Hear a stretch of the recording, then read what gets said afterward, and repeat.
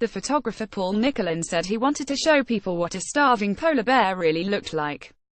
Sealega Cicators News. As his boat came around a corner last August, Paul Nicolin spotted what at first looked like a white blanket draped over a rock.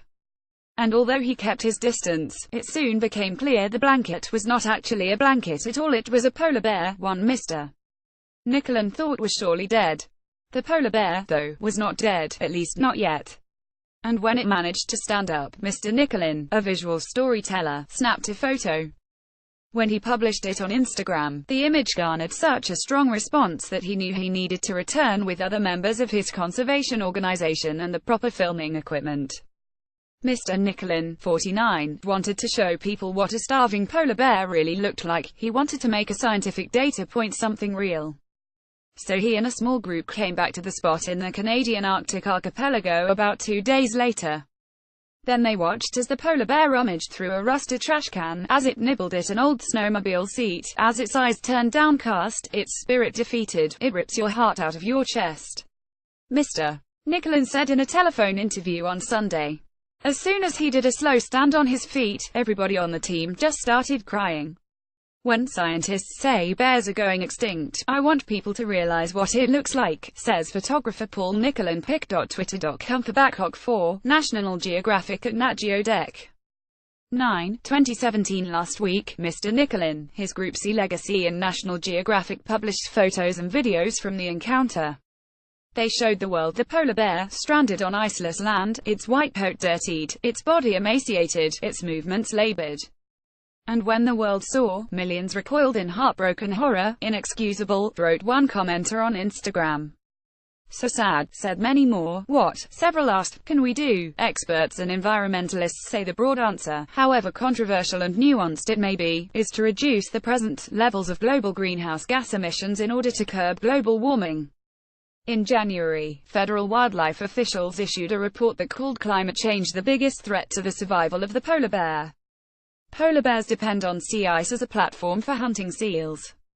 As the planet warms, that ice cover melts earlier and earlier, limiting the amount of time polar bears have to hunt and build up their fat reserves before moving to land. As a result, they can end up skinny and in poor physical health by the end of long ice-free summers.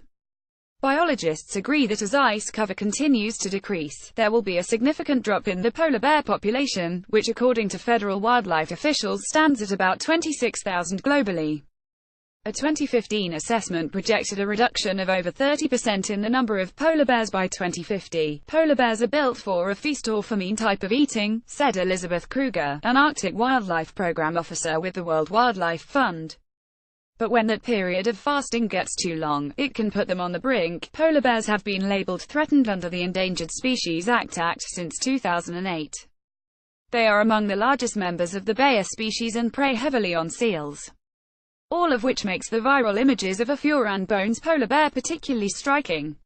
The bear Mr. Nicolin and his team documented was stuck on land, its muscles atrophied by continuing starvation, and apparently on the edge of death. One would have to do a lot of specific investigating to determine the cause of suffering for a particular polar bear, Ms. Kruger said, but what is captured in Mr. Nicolin's photo is one of the ways polar bears die. Most of the feedback Mr. Nicolin has received on social media appears positive, if twined with sadness.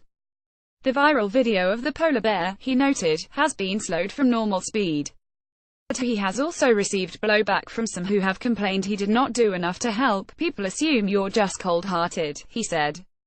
Of course we're upset. But feeding the polar bear would not only prolong its misery, he said, it would have been illegal.